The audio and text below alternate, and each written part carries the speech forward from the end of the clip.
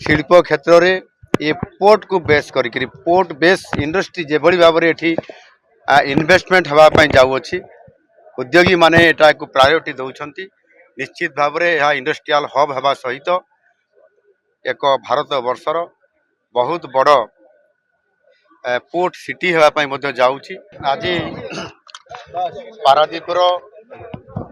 जो कलिंग बालीजात्रा उत्सव आज उद्घाटन उत्सव थिला ये उद्घाटन उत्सव रे आज मते मुख्य अतिथि हेबार आसीबार सुजोग एठी मते ये पारादीप देइथिबारु आज ये कार्यक्रम रे मु उपस्थित रही ये कलिंग बालीजात्रा पारादीप ये ऐतिह्य संपन्न बालीजात्रार अवसर रे सर्वोपरि पारादीप रो जो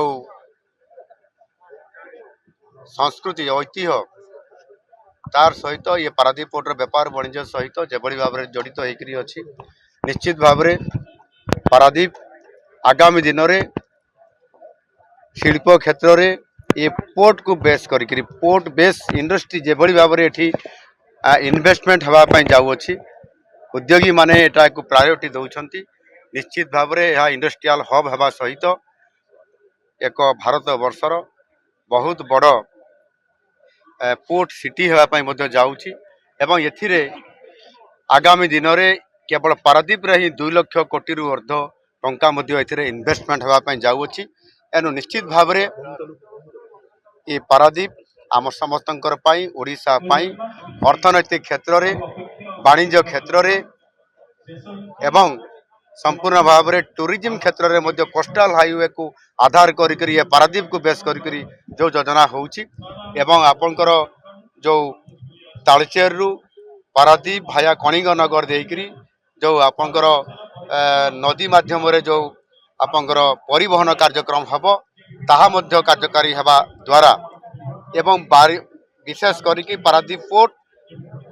ये आयरन ओर को बेस करी आपंकर केन्दुझर बड़बिल अंचल जो आसूची पारादीप को मेजर ताकू आधार करी या 8 लेन रास्तार आज जो अनुमोदन होती ये रास्ता तैयारी करने जदि ये समस्त कथा को देखा ताले निश्चित भाव में पारादीप आगामी दिन में एक शिल्पर हब हाँपाई जाऊँगी यह ओडिशा पाई आर्थिक क्षेत्र में एवं